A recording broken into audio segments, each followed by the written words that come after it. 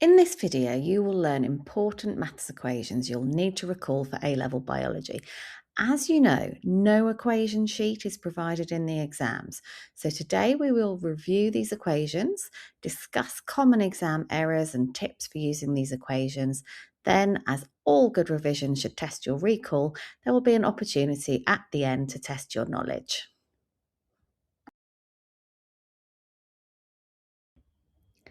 The magnification equation is one you should be familiar with from GCSE. Remember that image size refers to the size on the page of the image or the scale bar of the magnified image. The actual size refers to the size of the image before it was magnified, sometimes referred to as the real size. The magnification may be given in the text of the question, labelled on the image, or a scale bar may be provided to allow you to calculate the magnification.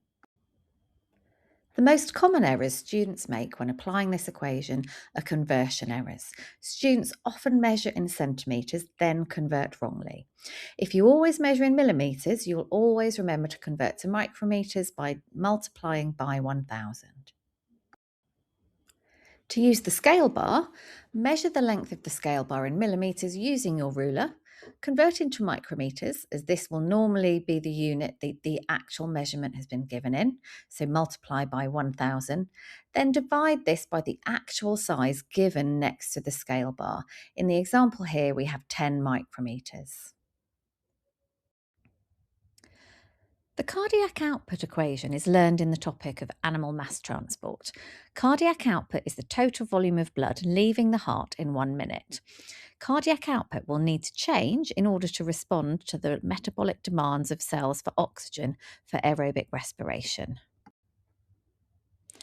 As you can see from the equation, cardiac output can be increased by having a larger stroke volume, which is the volume of blood expelled during one beat of the heart. Stroke volume varies by sex and size of the organism, and regular endurance training strengthens the heart muscle, allowing the heart to pump more blood in one beat. We can also see from the equation that cardiac output can also be increased by increasing the heart rate in beats per minute. And this is controlled via the sympathetic and parasympathetic nervous systems in response to baro and chemoreceptor stimulus. Learn the units, make sure you can give definitions, and use the units to help you do this. Simultaneously, you can use the definitions to help you learn the units. Don't forget how to convert between centimetre cubed and decimetre cubed when necessary by dividing or multiplying by 1000. You may have to extract the values you put into the equation from graphs. In this example, we can calculate the stroke volume using the peak and trough on the y-axis, and we can see on the x-axis this emptying and refilling represents one full cycle. Remember, cardiac output increases overall during exercise. However, the delivery to different organs varies, with more blood going to muscles and less to places such as the gut and the kidneys. Chromatography is used to separate substances in a mixture. It works because substances have different affinities for two phases. The stationary phase does not move, for example, the paper. The mobile phase is a solvent that moves through the paper. Substances that are more soluble in the solvent move further, while those more attracted to the stationary phase move less. To access top marks, use key terms like affinity and solubility. RF values can be used to identify substances, but only if conditions like solvent and temperature are the same. A common mistake is thinking substances move faster because they are lighter, when actually it is the solubility and attraction. Another error is calculating RF incorrectly. You should measure the distance moved by the spot from the centre of the spot and not the edge of the spot. And remember, RF values have no units and cannot be greater than 1, so sense check your answer. Whilst you'll have come across chromatography when separating out photosynthetic pigments for CPAC 7, you may also see other applications. For example, chromatography can be used to separate amino acids to identify components of the protein, because the differing R groups give a different solubility and affinity for the stationary and mobile phases. Percentage change is a common maths skill appearing in exam papers. It can be applied to many topics and data may be presented to you in a table or graph. It's essential for interpreting experiments and analysing data, for example on osmosis, enzyme activity, growth rates, population changes, just amongst a few. Ultimately, it helps us identify patterns and relationships. Percentage change standardises results and allows valid comparison. If you have different starting values, the absolute changes are not directly comparable. For example, a zero point 0.2 gram change means different things if you started at 1 gram versus 10 grams. This makes trends easier to interpret and shows the magnitude of change. A small absolute change can be large biologically. A percentage shows how significant the change really is. When representing percentage change, ensure that you include the minus symbol to indicate a percentage decrease. If we look at the data in the table for glucose concentration of 0.4, we can see there has been a decrease of 0.4 grams. We divide this by the initial mass of 3.5 grams and multiply by 100 to get minus 11.4. I've chosen to represent my final value as 1 decimal place, as the rest of the data in the table is to 1 decimal place. You could be instructed to calculate rate of reaction in a few different ways. If you time how long a change takes to happen, for example dc-pip to go from blue to colourless, the relative rate can be calculated using 1 over time. Alternatively, you could be asked to calculate the average rate of reaction across a specified time period when there have been repeated measurements taken during a reaction. This would be the average rate of reaction and will be the change in mass or volume of reactant or product using the y-axis change divided by the time taken using the x-axis change. Make sure your units reflect the units shown on the axes. You may be asked to calculate the instantaneous rate at a set time point or initial rate of reaction at the start of the reaction. Both of these will require drawing a tangent to the curve with the gradient of the line reflecting the rate of reaction. You can see these examples drawn on the graph on the left-hand side. To ensure you get the marks when drawing your tangent, ensure your line just touches the curve at the specified time point and accurately represents the gradient at that point. Use pencil in case you aren't happy with your initial tangent. The mark scheme will allow a limited range to accommodate slight variation in tangent gradients. Once you are happy with your tangent, pick 2 points on your tangent, ideally a good distance apart to minimise uncertainty. Pick points that intersect the grid lines nicely to make reading of values easier. Calculate the change in y-axis and divide this by the change in x-axis values between your points, and you have your rate of reaction at the specified time point. Show you're working on your graph to achieve marks for correct working from an incorrect tangent. You will need to be able to justify the importance of calculating initial rate of reaction. It is important for comparison of enzyme rate under different conditions. After the reaction has started, the concentration of substrate decreases, so it is no longer a controlled variable, and comparison after the start would be invalid. Stomatal density is relevant to the rate of gas exchange and transpiration in plants. Different plant species will have different densities of stomata as an adaptation to the conditions they grow in. So you could be asked to calculate or compare stomatal density.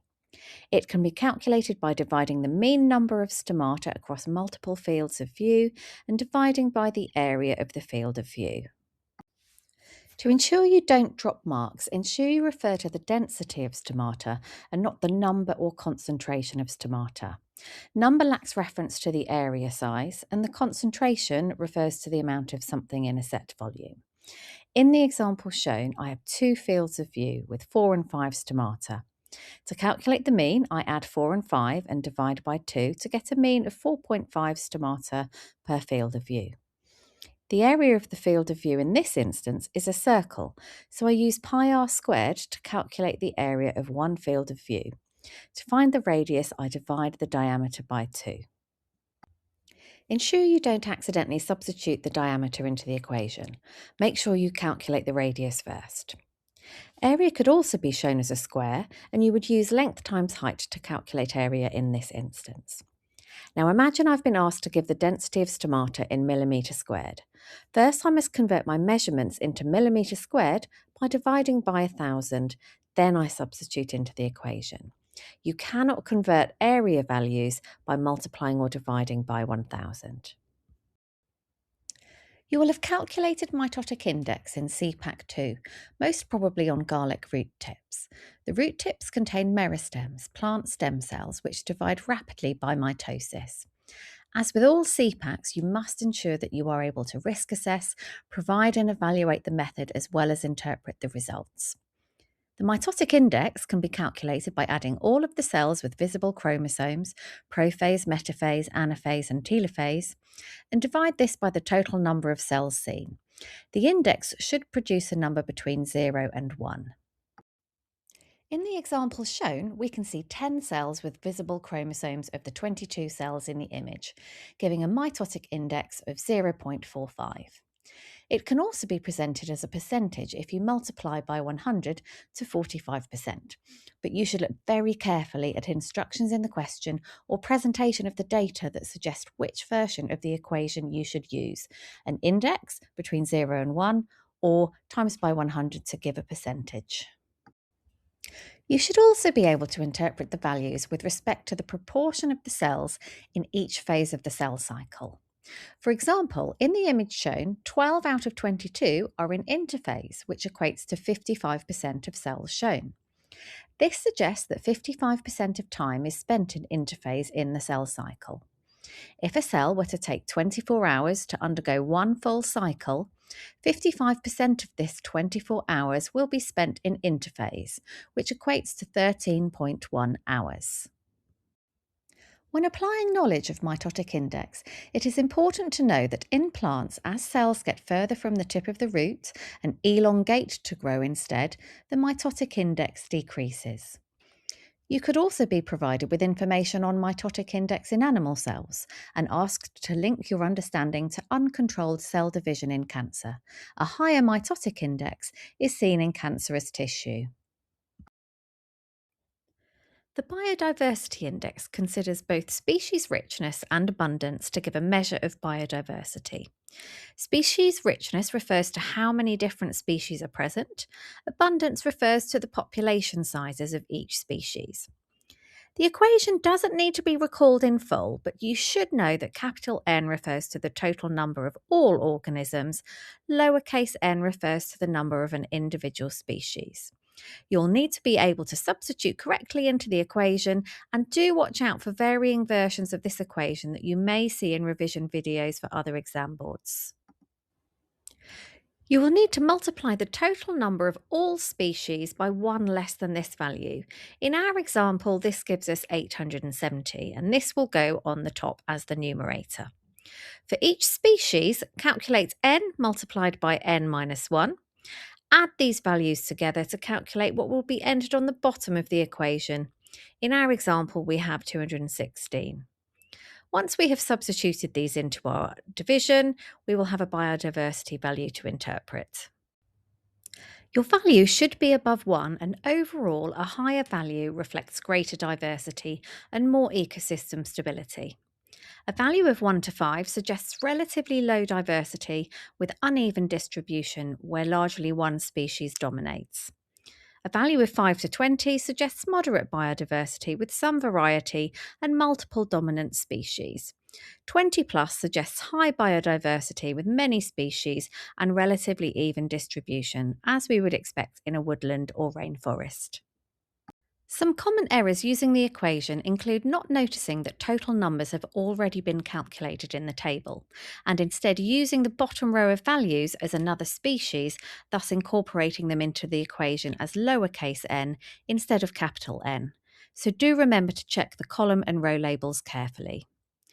Also important to remember is whilst termed Biodiversity Index, it really only measures species diversity, and further genetic diversity exists within the species. The mark-release recapture method is used to estimate the population size of motile organisms. The formula used to estimate the total population size is shown on the left-hand side. To estimate it, you must multiply the number in the first sample, all of which will have been marked and released, by the total number of organisms recaptured in the second sample. This includes marked and unmarked. This is then divided by the number within your recaptured second sample that have marks. A common error made is adding values instead of multiplying, or confusing which values are for marked organisms only. For the estimate to be valid, certain assumptions must be made and you will be expected to recall or suggest them. Firstly, there is no change in population size, so there should be no significant births, deaths, or migrations between the two sampling events. Secondly, marked individuals should have sufficient time to mix randomly with the rest of the population before the second sample is taken. Thirdly, the mark must not rub off, wash away, or disappear during the investigation. And lastly, the marking must not be toxic or affect individuals' chances of survival, such as being more vulnerable to predators. In addition to these assumptions, the sampling time and methods must be controlled for each sampling session. When we interpret the data, if the number recaptured that are already marked is high, it means a high proportion of the population was already marked from the first capture, suggesting the population is small. Conversely, if the number recaptured that have marks is low, population size is probably relatively large and marked individuals are diluted by many non-marked, so are less likely to be recaptured. You could be asked to explain why breaking these rules causes results to be invalid. Any reason that the relative number of marked individuals reduces, for example, if marked animals die or migrate out, or unmarked migrate in, the population is overestimated, as relatively fewer marked are recaptured. Many of the core practicals require making up specified volumes and concentrations of solution. An important equation to use in order to do this is C1 multiplied by V1 equals C2 multiplied by V2. C1 and V1 are the necessary concentration and volume of stock solution you would use. C2 and V2 are the desired concentration and volume you wish to make. Simply identify your knowns and unknowns and ensure you give correct units. In our worked example, we have 2 moles per decimeter cube glucose stock solution, which is our C1. We wish to make 500 centimeter cubes of 0.5 moles per decimeter cube glucose, which is our V2 and our C2. Our unknown is V1.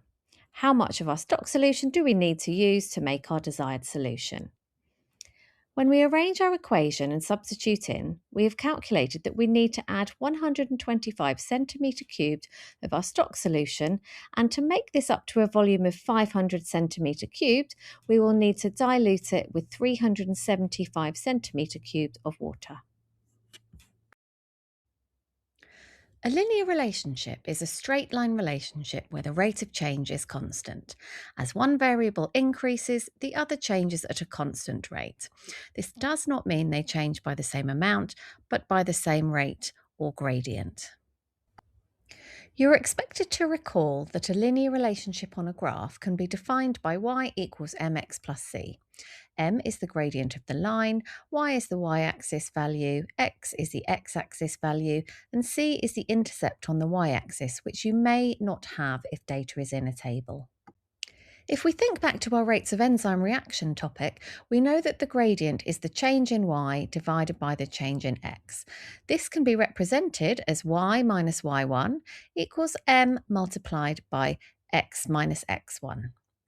Once we have our gradient, we can use this to determine unknown values of x or y at specific points on the graph, even if our straight line graph is invisible and actually presented to us as a table, as we have here in the question.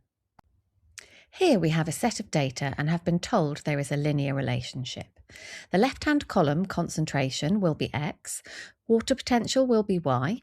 This is how we would plot them on a graph, with the left-hand independent variable on the x-axis. We can now pick two known datasets to calculate the gradient using change in y over change in x. This gives us the gradient m of minus 21.9. Make sure you retain the minus when substituting further.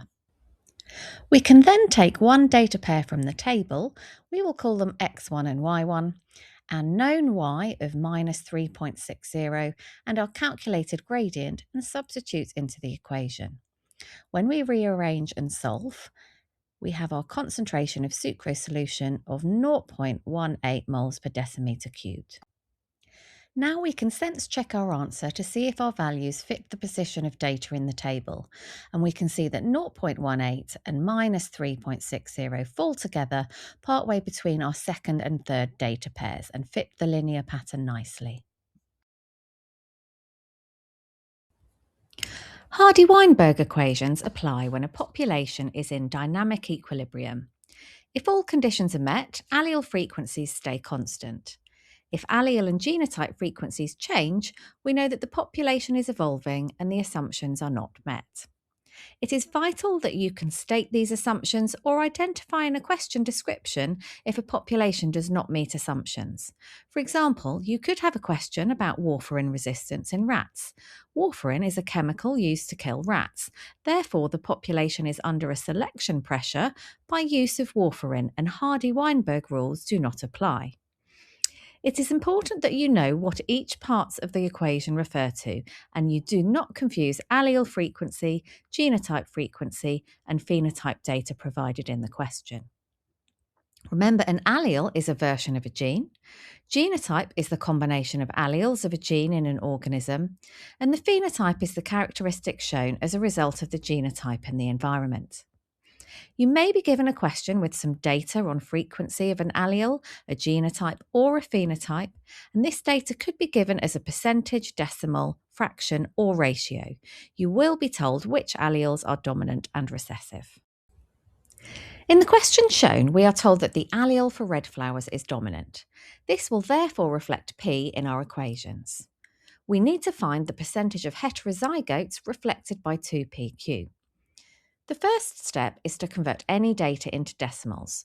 So here we convert red flower frequency of 84% into 0.84 by dividing by 100. Because red flowers is the dominant phenotype, some of the red flowers will be homozygous dominant, reflected by p squared, and some will be heterozygous, reflected by 2pq.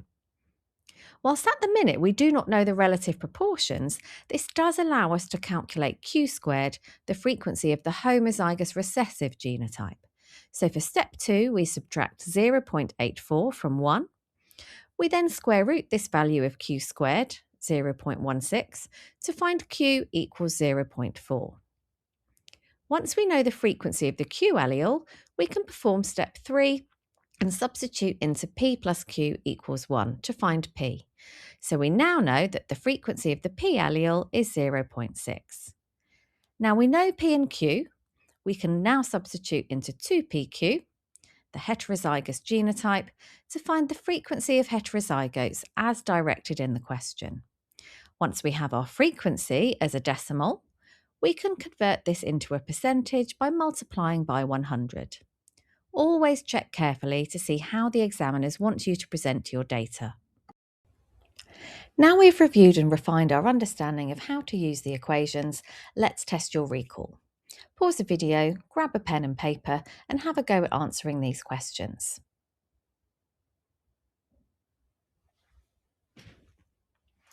Now let's check your answers. These first few are fairly straightforward recall. For the mitotic index, make sure you didn't put times 100. You should only use the percentage equation where indicated in the question. For your dilution equation, make sure you can rearrange this and convert any units to match before substituting in.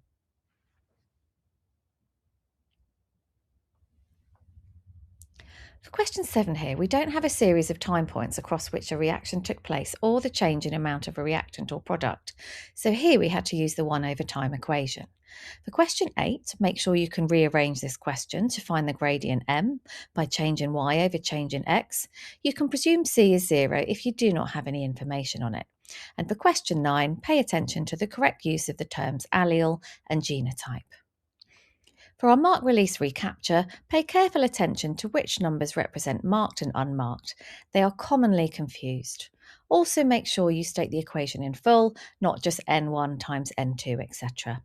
For question 11, make sure you have explained how to measure and convert your units.